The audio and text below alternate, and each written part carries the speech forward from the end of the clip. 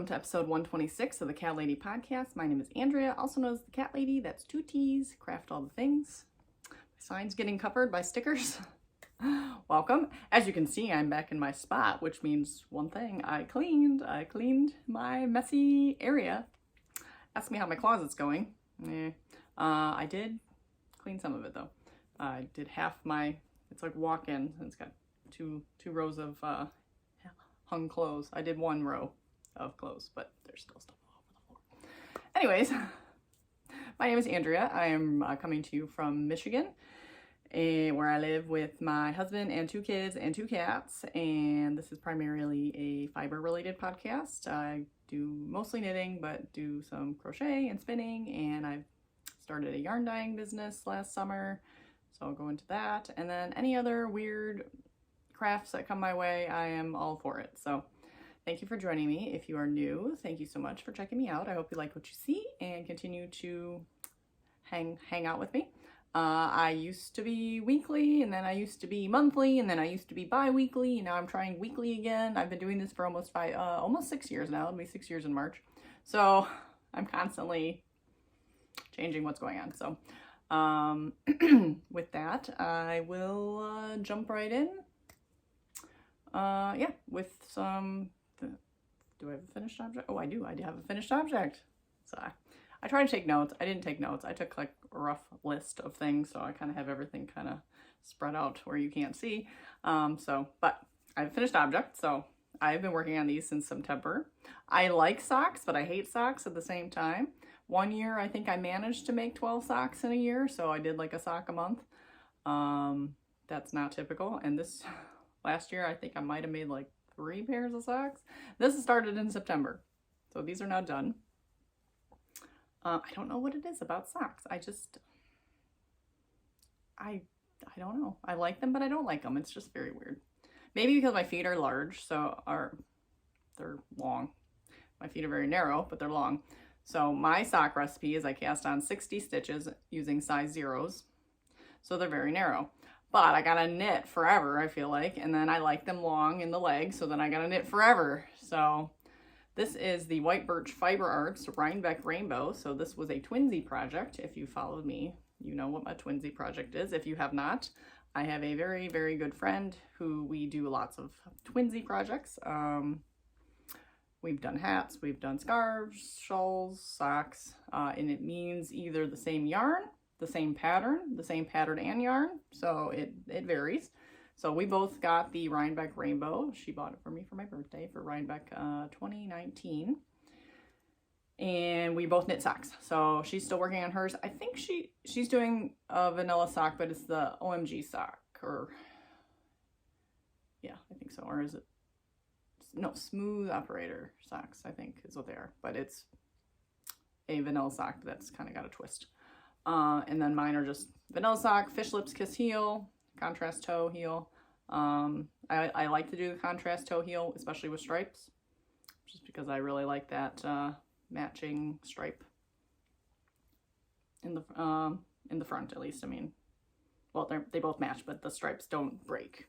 That's what I'm saying. I also like my socks to be very, very matchy-matchy, which this actually came in 250-gram skeins that both started the same color, so they are very matchy-matchy. So usually, if I have a striped yarn, so say Felice, which I have a ton of it here, I will find the ends that match. So I might rip out like a whole stripe or 2 at the beginning of one, so that I match and then go that way. The heels and toes are out of the Cat Lady yarns in the After Midnight colorway. This was one of my first colors that I made, and it was actually a mistake. I had way too much dye mix in the pot, so they came out really saturated, and I had lots of leftover dye, so I dyed more. But it's good. So I used this for my doodler shawl, and then I had a little bit left, perfect for heels. And I also did like heel toe in another pair of socks, and then I think I still have a little bit left, so that's gonna go in my sock yarn blanket. So these are done, and that means I got to cast something new on, because I told myself I am not casting anything on until these are done. So I had to like blast through these, and the kids are back to school, so this was my car knitting, which I have a lot of time in the car because I have to get there super early, or else I'm like out in the street, which is not good. I don't want to be out in the street, especially with a big truck. And yeah, so it's not good. It's not good. Anyways, so that is my finished object. So what am I working on? I am working on, I will show you the thing that you know I'm working on, that I've been working on. This was a New Year's Eve cast on. We're getting places, but then we're taking some steps back and we're getting there again. So this is the Fast Fashion Sweater by Saffiyah Talley. And I am working on the sleeve. Last you saw me, I was at this little marker here. So I think, yeah, so I was at kind of like a short sleeve looking. And it was kind of cute, but. So then I made it down to the ribbing and pretty much was ready to bind off. I tried it on and it was like way too loosey-goosey at the end. Now the whole sweater I think is supposed to be a little loosey-goosey, but I tend to do this even with this one I'm wearing. So I'm wearing, well, it's a little, I had so many troubles with these sleeves too. For some reason sleeves. So the sleeves were supposed to be a little bit loose, which I mean they've loosened up I think after washing and stuff. But they were like super tight, and it turns out I was using the wrong size needle, and there's so many things, and I saw like the sleeves like were ripped out like 3 times. So I was ready to like frog the whole thing. So lo and behold, here we are with the sleeve. I get down to the sleeve end, and my arm is so narrow. I have very small wrists, I guess. So it like, you know, gets really thin really fast. So it just didn't look right, because there was one, and the patterns are designed for average size people. I am a tall person, so I didn't realize when she said knit to sew long and then do a decrease, I didn't read the whole thing, which I should have. Then you were supposed to do the ribbing. Well, it was like up here for me. Like, I'm not going to do the ribbing. It was like here, probably. So, like, it would have been, the sleeve would have been this long. Which, okay, I think it's supposed to be more of a 3/4 length, but I kind of was going full length anyways. So long story short, I ripped back to where the decrease was, and I added a bunch of decreases. So I still need to try this on right now, and we're almost where we need to be for ribbing, I think. I need to determine if I'm going to do one more decrease before I do the ribbing, or if we're good. So far so good. When I tried it on about here, we were good. So, but it looked like I could, you know, I had another decrease in there, and then, so we'll see. So I'm going to try to finish this sleeve today, if it works. And then I will get the other sleeve on the needles at least, because that's always the first couple rows of casting on a sleeve are always the worst. So it is a cropped sweater. I am now debating if it's a little too cropped. I think I'm just going to go with it. I can put a tank top underneath. I have a couple high-waisted pair of pants. I have a dress that's like just a black dress that actually I put this on top and it looked really cute. So I have options of how to wear it as the cropped it is. I don't know. I'm just a little paranoid about the cropped because I'm 40 and ain't nobody want to be seeing my belly hanging out. So, but it's cute. So, and embrace your body, right? So here's a little spaghetti left over from where I frogged. Yeah, so here's all the extra yarn pretty much, because I mean I'm pretty much almost to the end. So this is the extra. I still got the ribbing, so I guess that'll eat up some of that, but so that's that. That is living in my BB-8 bag from my friend Brandy. Good sweater bag. And then I have a new cast on, and nobody has seen this yet. Nobody. I have not shared this with anyone. This is a surprise for everyone.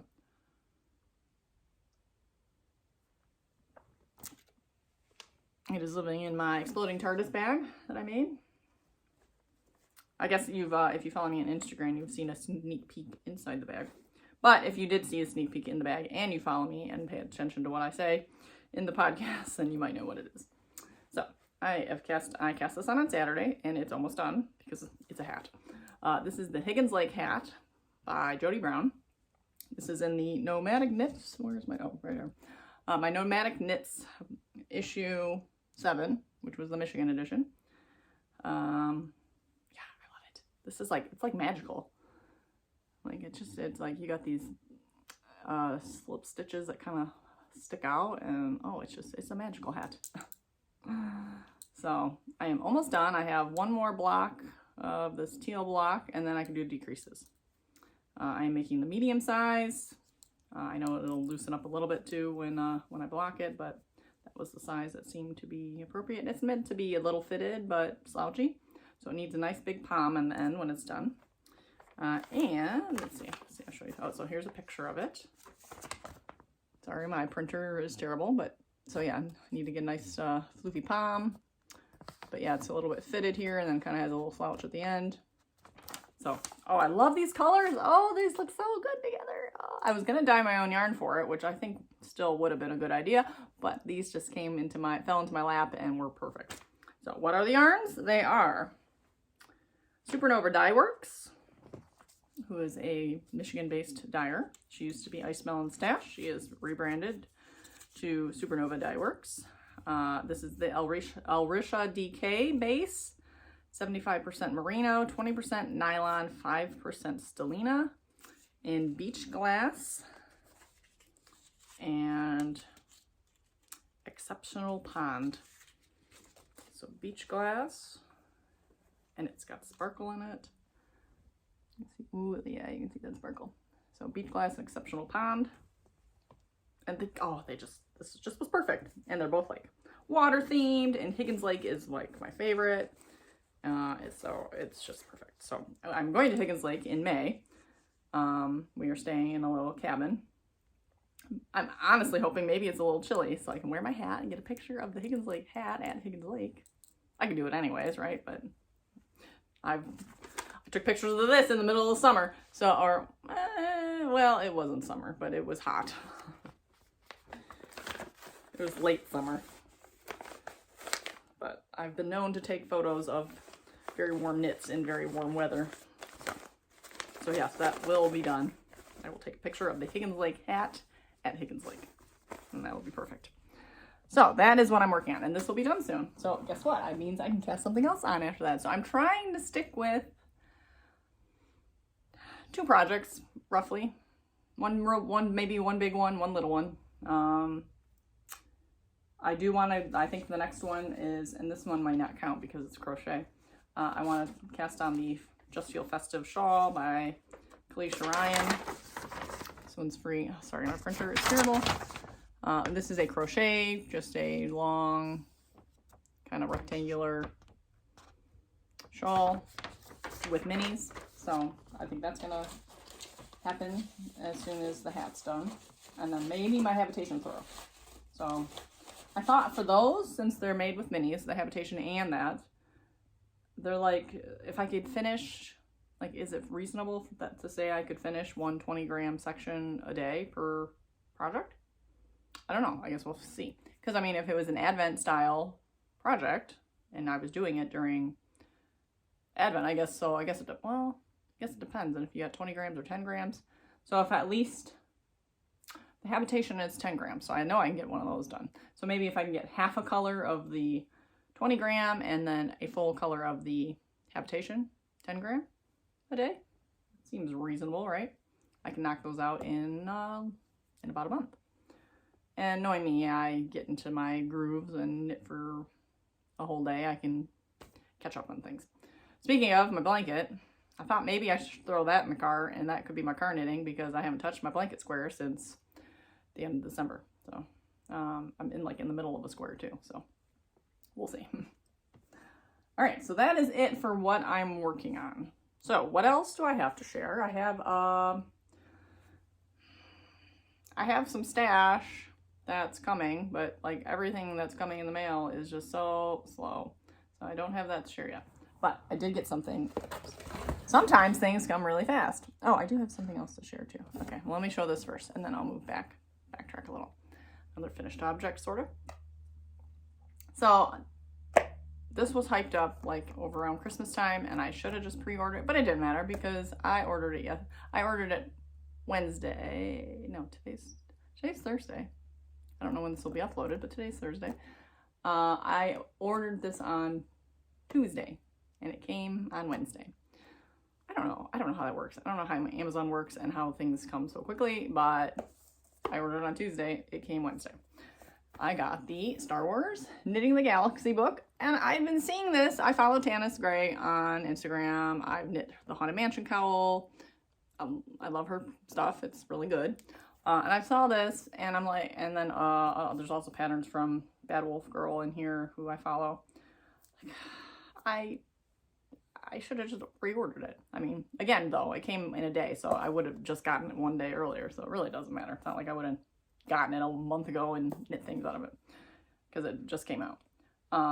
But finally, she posted something that, and I didn't realize it was official. So she posted something about, like, behind the scenes with Lucasfilms and stuff. I'm like, okay, it's, like, totally legit, not just, like, inspired by, you know, like, she literally, like, got to talk to people at Lucasfilms and, like, behind the scenes stuff and see this stuff, and, like, really, so I knew it was going to be a really well done book. And I know there was a lot of color work in there, because that was what we saw most of, and I don't do a lot of color. I'd like to, but I don't do a ton of color work, so I just, you know, I didn't jump on it. But let's see, there's a couple in here. This is really cool. So we got the Darth Vader shirt. That's really cool. Totally should make that for my husband.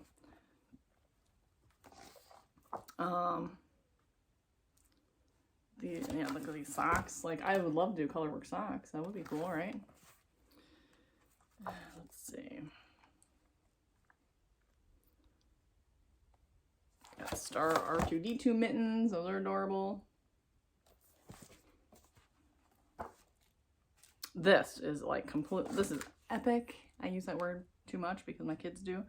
And this is probably using like lace weight. Yeah, I'm probably never gonna do this because it's insanely ridiculous with beads. But look at how amazing that is. That is incredible. The Rebel Alliance shawl. Like, how do I adapt that to not be lace? And is that beads in there probably? Lace weight. Let's see. 3 skeins of lace. Oh boy, that's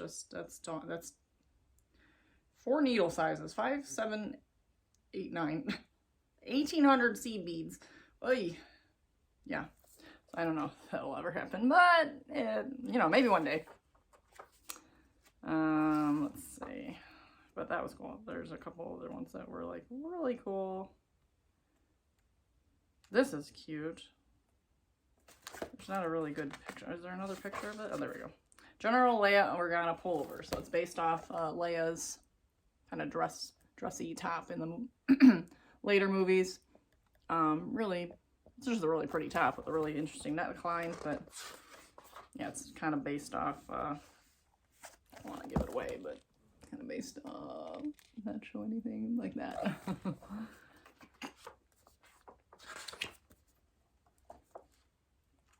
Beautiful pictures in here.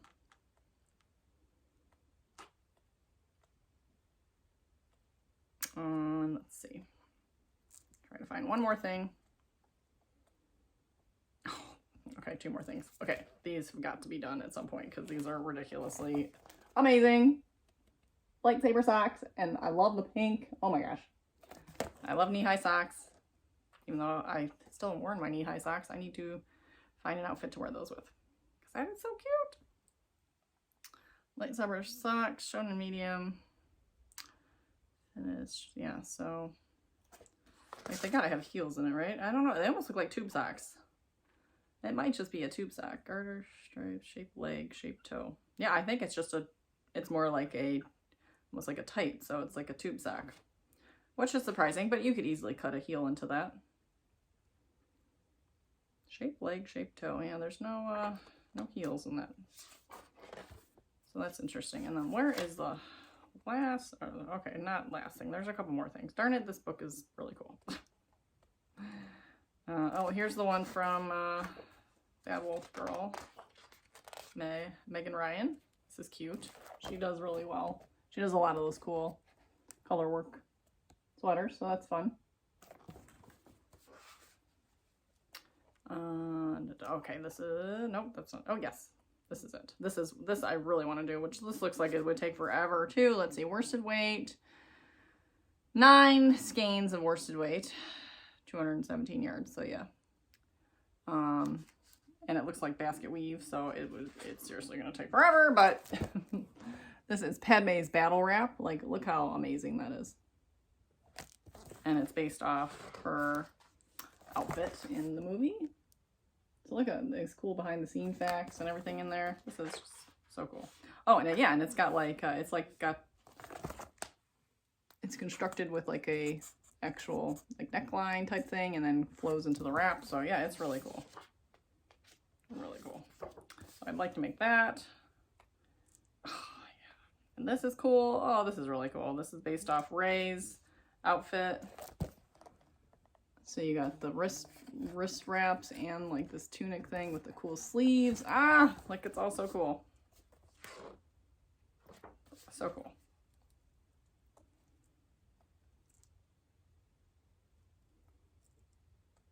And then this is Leia's vest. Sorry, I'm spending too much time showing you this stuff, but oh my gosh, it's so cool. And then I gotta show the one thing. Oh, two things. I keep saying one thing. Death Star. Okay. Giant Death Star. That's awesome. And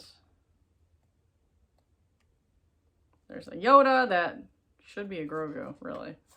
Really should be a Grogu, but whatever. It's a Yoda. And the porg. This was the fun. This was hilariously cute. Little porgs. And that is by Susan Claudino, who I know does a lot of stuffies. What does she do? Like fairy cakes and another really popular one. A lot of popular ones, but she's a very prominent stuffy designer, I know. So yeah, lots of good designers in here. Let's see. Yeah, I don't have a... Oh, we got a bunch of little ornament sweaters. That's adorable. Lots of charts. BB-8 pillow. Okay, this was cool. A BB-8 throw blanket. Like, look at this thing. That's incredible. I want to say it's worked in a bunch of squares. Is it worked in squares? I can't tell. It says it's easy.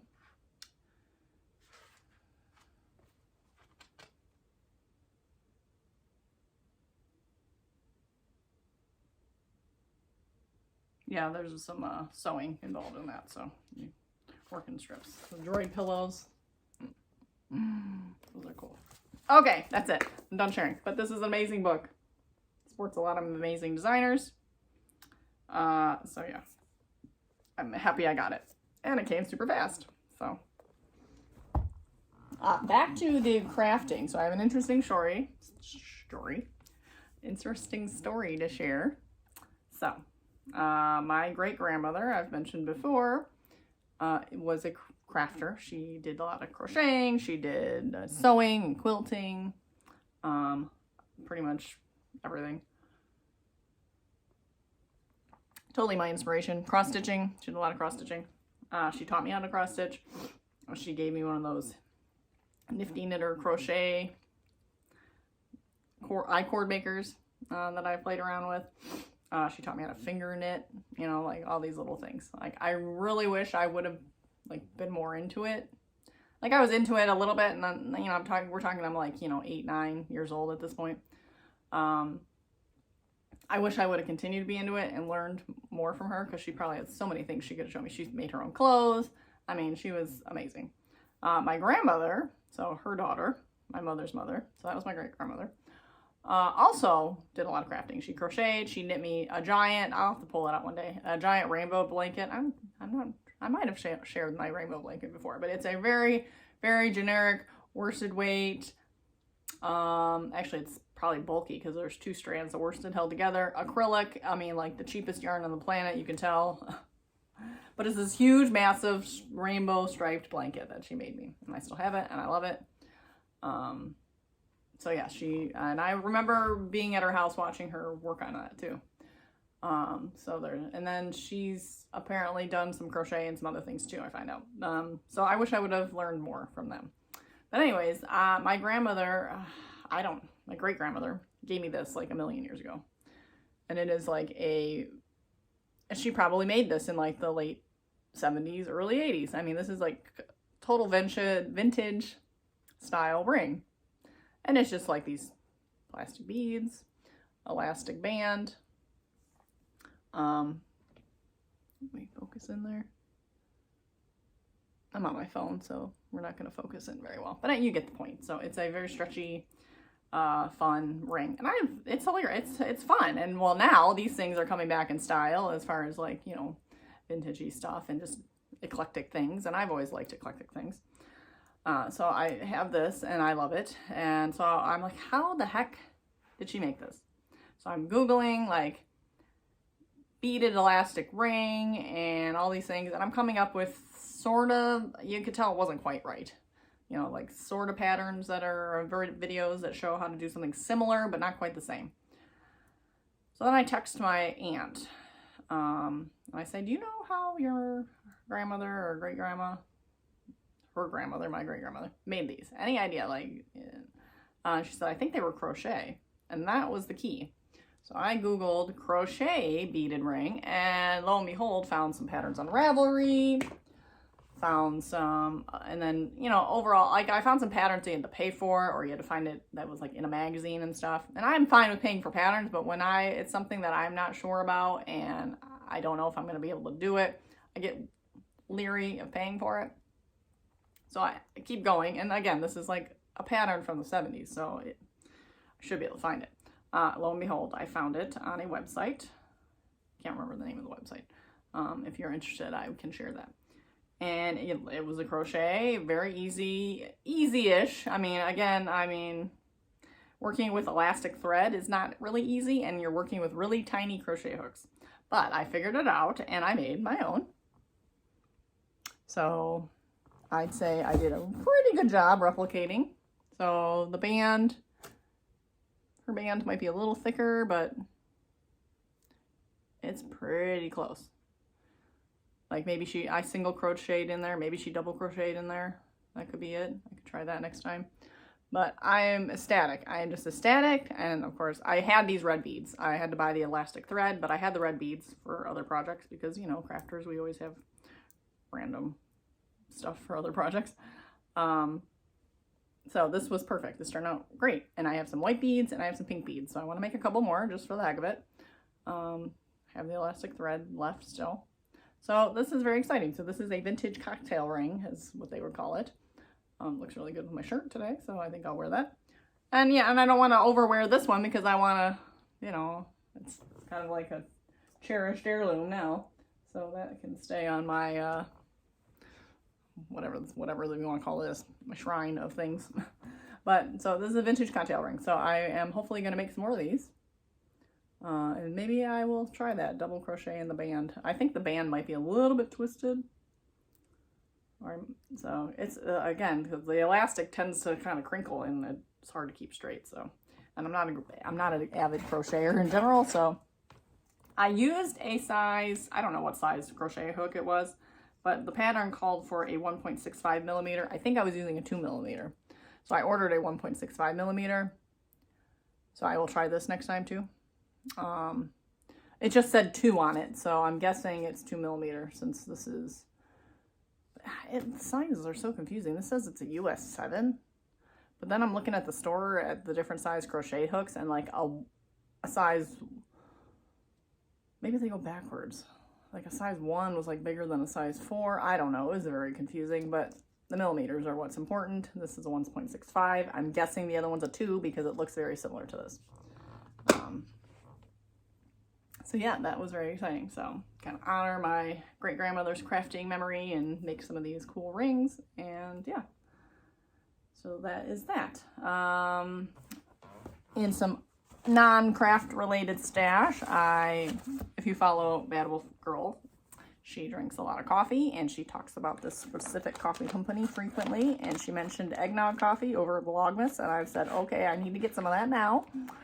So I ordered some Bones coffee, and they were having a sale. So I got one of their sample packs. It was a holiday sampler. It was like on deep discount. So currently I'm drinking Jingle Bones, which is coconut caramel vanilla. So that is what I'm drinking today. I already drank Gingerbread Man, which was really good. And I have a little bit left of the eggnog in here. I had one thing of the eggnog. But I also bought a whole giant bag of the eggnog. because I figured it would probably be good, and it is good. So I have a big thing of eggnog. This one just came with a sampler, but the Christmas sampler was on sale. Sorry, my nose is itchy. So the other two flavors are O Fudge. So we have a chocolate and white chocolate peppermint bark, which sounds really good too. I'm all about the peppermint coffee, so that sounds really good. So that is Bones Coffee Company. Oh, and then I got another large bag, which again, I just figured it'll probably be good, hopefully. Caramel apple. So again, they were all the last season's flavors, which, hey, that's not cheap. Again, discount, so that helped, but in general, it's kind of like every once in a while purchase, right? Because, you know, compared to my giant tin of McDonald's coffee, this was expensive. So I got my Bones coffee, so I've been enjoying that. Next we have I guess we'll share some life news, and then we will follow it up with some business snafus, business problems. But first up, we will talk about some life stuff. So life is life. I don't know. It's challenging. It's challenging not being able to go anywhere or do anything. So my husband's been on a kick on trying to make a restaurant experience at home, which I didn't grab some of the other stuff. Maybe I should have, but he bought the little plastic red baskets that you put the paper in. So like when you order like chicken strips and stuff, they put it in that little basket. He ordered placemats for the kids to color, so like coloring placemats. You can get all the stuff on Amazon. It's ridiculous. And we didn't order. We picked it up at the store. We got a small deep fryer. It's a compact deep fryer. It literally makes like a batch of like 6 onion rings at once. One of our used to be favorite restaurants has not been following guidelines very well and has been like avidly like breaking. I don't know specifically if they're breaking guidelines, but they're avidly promoting the fact that they do not agree with what's going on. Okay, and that's, I don't know, when we did do carry out there, they were not wearing masks and there were people milling about. I might have told this story before. So it was disappointing. So we recreated one of our favorite sandwiches there, and it was really good. So it was just pretty much a chicken wrap with like cheese and barbecue sauce, lettuce, tomato, and chicken. Chicken wrap chicken, yes. And then usually we would get a side of onion rings with it. So we got this small deep fryer from Meijer. It was like $20. Yeah, I made really good onion rings, and we made our sandwich, and it was really good. This was before we had the little baskets, because Jim's like, oh, we can put it in a little basket. So now my goal is to find a chicken strip, either recipe or just some frozen chicken strips that the kids will like, because that's their favorite thing to eat when we go out. So they haven't been able to have their favorite food really. So I am on the lookout for tasty chicken strips, frozen or homemade.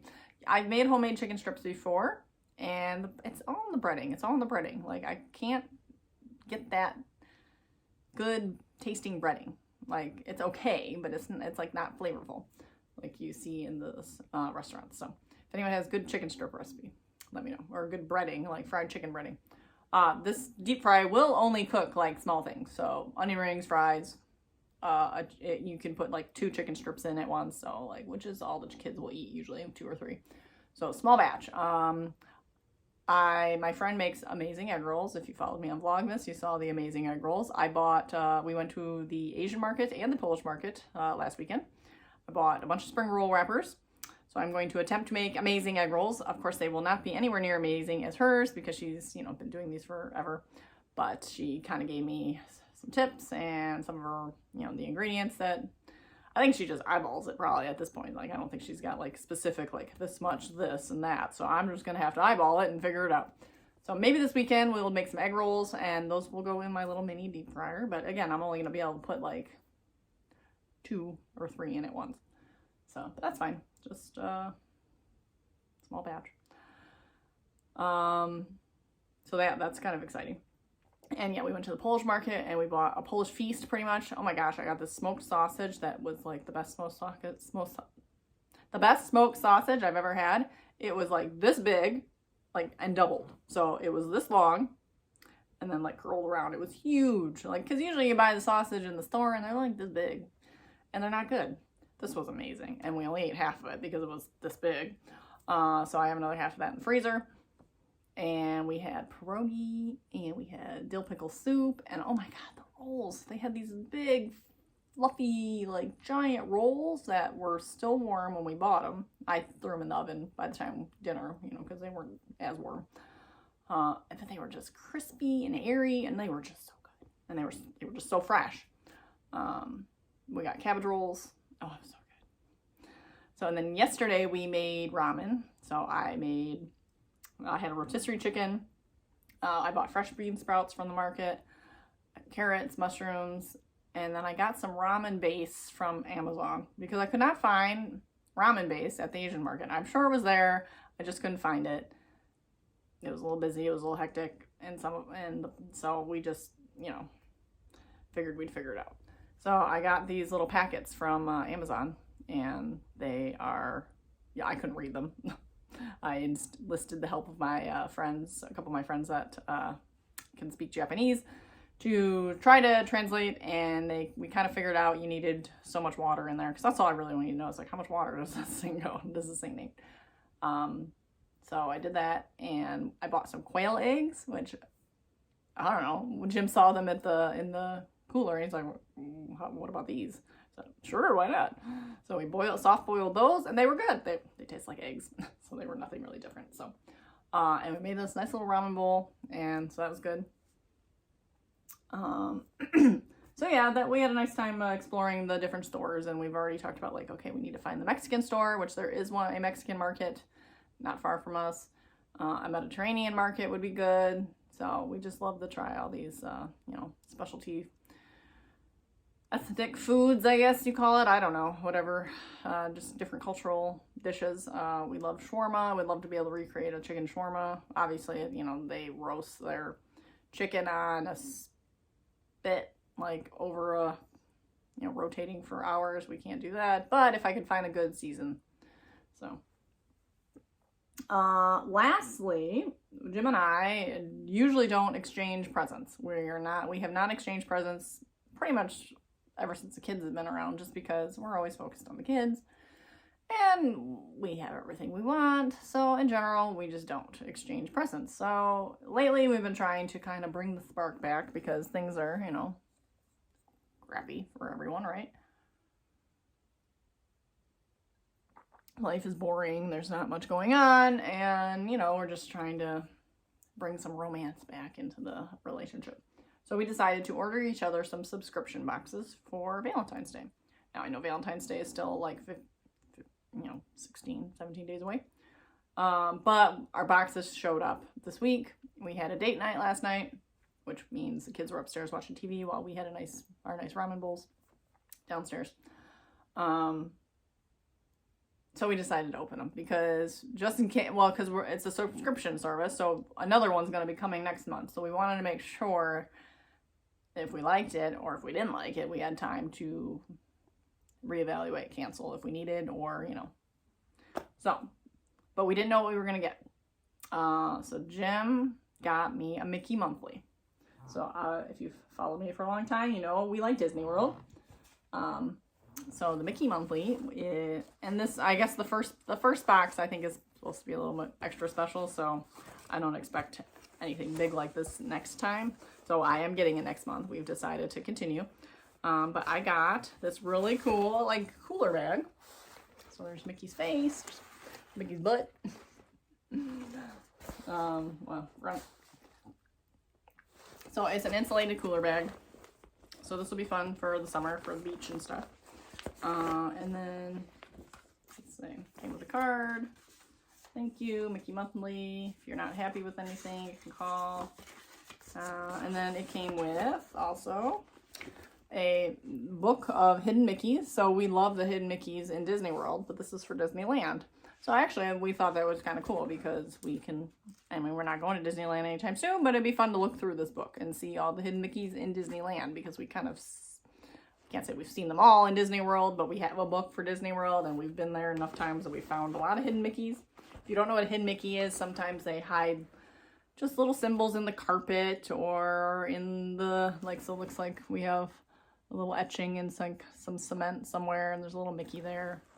Like looks like a little fruit drawing and some blueberries placed to look like the Mickey symbol. So, oh yeah, like this one, the way the life preservers are. So it's considered a hidden Mickey, and some of them are easy to find, some of them are not easy to find. So this is a guide that tells you where they are and where to look. And then it came with a little Jack Skellington magnet, so that's cute. So it's a little magnet that goes on the fridge. And I got this cool water bottle. So I really like this. This is really nice. So it's just a generic water bottle, but these are all Disney merchandise. They still have price tags on it from the park. So the cost of the box, we got more stuff than the cost of the box. So I'm sure people are using annual pass discounts and whatever to make this work. I don't know. Obviously they got to make money somehow, but so yeah, this was fun. Oh, and I got a little container of cotton candy from the parks, which I love cotton candy, so I will totally eat that. Totally not sharing that either. Now, Jim, I got him a comic books box from the Comic Garage, and literally it was just like this giant stack of 24 comic books, and he loves it. He thought it was great. I got to curate kind of like characters, so I put in the characters I think he'd like, and yeah, he was very happy with the selection. So he's going to do that again next month as well. So he's got 24 comics to read in a month. I'm excited to see what the next Mickey box is. Can't have too much Disney stuff. So that was exciting. All right, I think that's it. So now we'll move on to some business stuff. Good news in business is I contacted my supplier and said, you know, a lot of yarn comes from other suppliers come longer, and I've talked about this before. These hanks come kind of short and they're really thick. So when you wind it up, it's really hard to wind because it's not quite long enough, and it doesn't really give you that real pretty, you know, thin, I can't do this, hank that you get. You get more of a fat looking, like you only get like it's okay, right? But it's not what you're normally used to. Like here's the one I've reskeined, you know, on my Swift. See, you know, it's nice and it's a terrible job, but you know, it's like squat. Oh, here, do I have one? No, I don't have one readily available. But anyways, this is what you normally see. You know, you got like three to four twists in there, and this one you like got two, maybe three. So it's just it makes it difficult. It's hard on my drill actually trying to wind it. So I emailed them and said, do you offer them any longer? Like, I mean, I figured I'd ask. I asked about the figure 8 ties. They're obviously like, okay, companies like Wool to Die For have packs. You buy a pack of yarn. It's already been, you know, they're ordering it from their supplier and it comes and it's ready to buy. I'm obviously ordering from a place that mills their own stuff. So they're getting the raw materials and they're doing it. So they can do whatever you want them to do, it seems. So they do. They came in 3 sizes. You have the regular, which is that, the medium, and then the large. And she gave me the dimensions and I thought, okay, I'm going to order medium.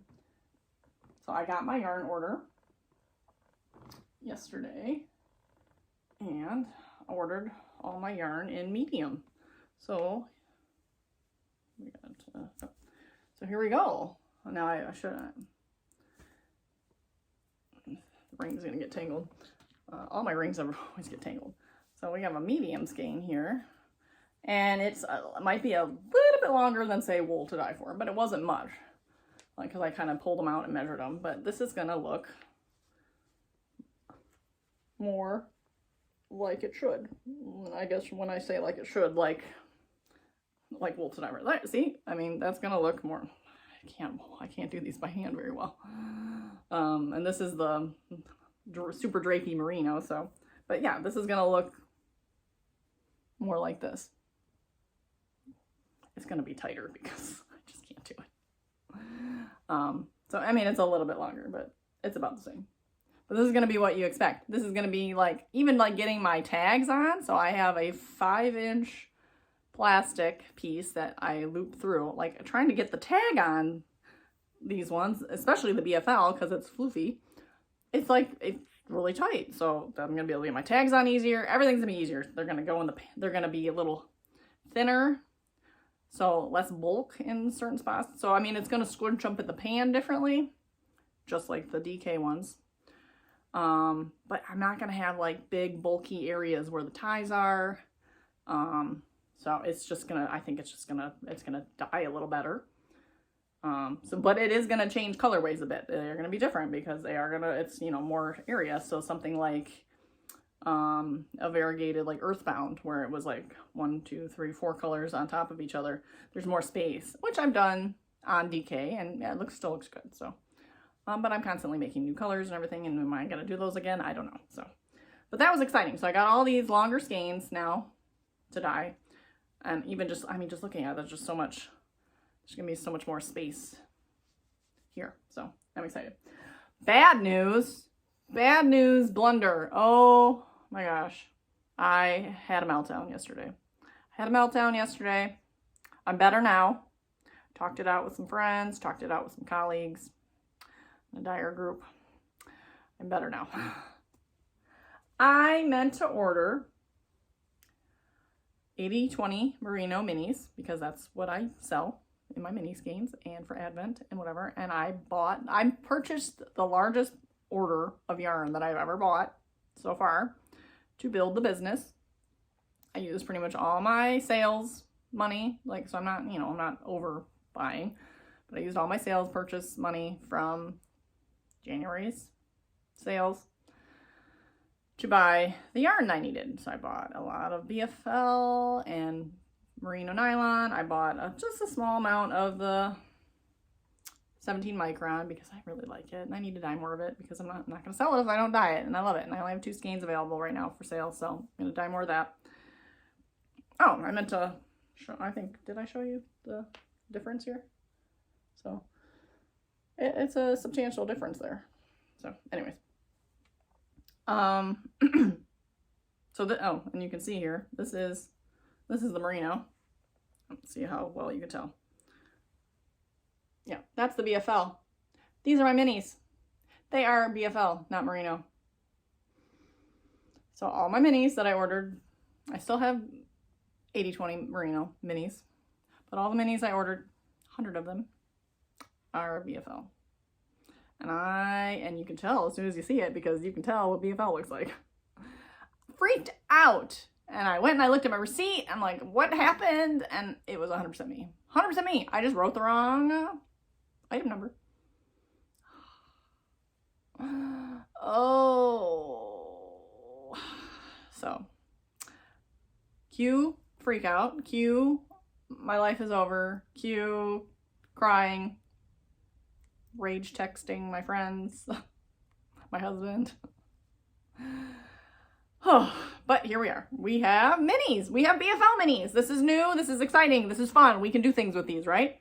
We can make BFL sock sets. I had someone approach me asking if I would do like mystery sock clubs, you know, not so sort of mystery, like themed sock clubs. Like, you know, you pre-order for the month of March, like a themed sock. You don't know what it's going to look like, but do sock sets. I could do, you know, a nice variegated sock in the BFL and with a solid tonal BFL mini.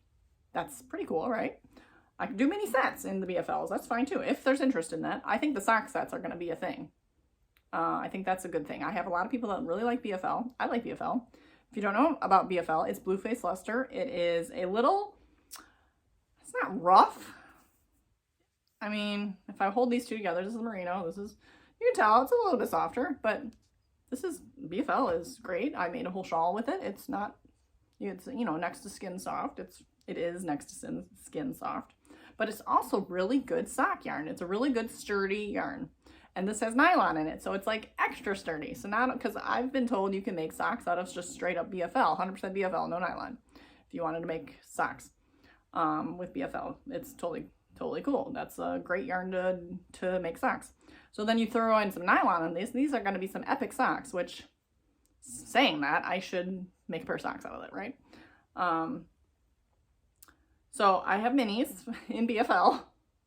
They dye up beautifully. The BFL, I mean, I sell this base, so it's not like I order. If I would have ordered minis in the merino, I would still be crying because, or in the 17 micron, because what are you gonna do with 17? I mean, it would make nice little mini packs, but I don't sell a lot of mini. I sell some mini packs, but they're not, you know, this would be harder to sell in mini form, I think, compared to the BFL. So I'm feeling better about it. I'm excited to try new things. I am going to send out a newsletter soon with a poll on sock clubs and sock sets and see where we stand. But we're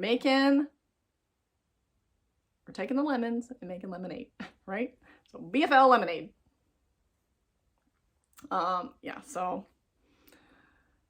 Jim's like, you live and learn. Yeah. That's not what I wanted to hear, but it's true. And it could have been worse. It really could have been much worse than this. And I already have some dyers that would probably buy it off me if I really, like, so I'm going to, you know, see what I can do with them. The biggest problem is I just spent all my money and I want my real minis, or my other minis. I want my 80/20 merino minis. I still have some. I have plenty. But I was starting to stock up for Advent. So I want to start planning my Advent. I've already started like calculating pricing and options. I want to do a 12 set, a 24 set, with full skein, without full skein, you know, type thing. So I was going to start purchasing, you know, every yarn order, I was going to get a chunk of minis so I could just have them because, you know, we all know what happened, or maybe we don't know, but last year there was a yarn shortage. And a lot of people got stuck without minis when they needed it for their Advent. So I was not going to be in that situation. So I figured every yarn order, I would order a chunk of minis, right? And, you know, be on my way. So now I don't have the minis that I was planning. I have these. I'm not using these for Advent. So I'm not going there. I'm not going to do a BFL Advent. That gets too complicated. I just like to order the standard 80/20 merino Advent. So deep breaths. So, but please get excited for BFL sock sets because I think that'll be really cool. Actually, I'm really the more I think about it, the more I'm like, this could be the next craze, right? This could be my big break, right? So BFL minis exist, but they're certainly not typical. So with that, I think that is everything. I am talk too much, of course. For being a weekly podcast, I shouldn't be blabbering on for an hour, but here we are. So I remembered my light today. Did I tell you I was wearing my Keen sweater by Alicia Plummer, I believe, from the Plum Dandy Knits book. Oh, I did talk about the sleeves, but this is the Keen. This was my supposed Rhinebeck sweater last year. So, yeah. So that's it. So I have lots of things to do for the shop. I need to get to dyeing yarn. I looked at signing up for a virtual festival, but I'm just not ready. My shop is not ready. I need way more yarn dyed up. And it's challenging because I have a bunch now that I can dye up, but like, you know, I need hundreds of shop yarn to, it's similar to, you know, doing an in-person show. You need to have hundreds of skeins available for your customers to buy, you know, because people want to buy now and, you know, FOMO, fear of missing out, you know, they see it, they want it. And it's like, if you tell them you can pre-order it, it's not going to be, there's time for them to think about it then. You know, you want to say, okay, I have this many skeins, get them now until they're gone, you know. So I kind of chatted with the organizer of Wool and Fiber Arts, Virtue Wool. And yeah, I kind of got defeated a little bit because I was all ready to apply for February, but that's February. It's literally like 20 days. I don't have time. I don't know if I have enough time to get it together in 20 days. And I have zero show experience. So I don't know. And after back and forth with them, they weren't necessarily encouraging. They're just like, oh, check out other vendors we've had. You should be similar to them. I'm like, well, I want somebody to talk to, you know. I want somebody to actually I need somebody to hold my hand through some of this stuff, which, you know, are technically my adversaries, my competition. So, you know, but dyers are friendly people. So for the most part, I have some stories, but I won't go into that. Okay, well, I've rambled enough. I thank you so much for watching, and so far weekly is going okay, so we will see if we can keep up with it, of course. I hope everyone has a wonderful weekend, and I hope you get to craft all the things.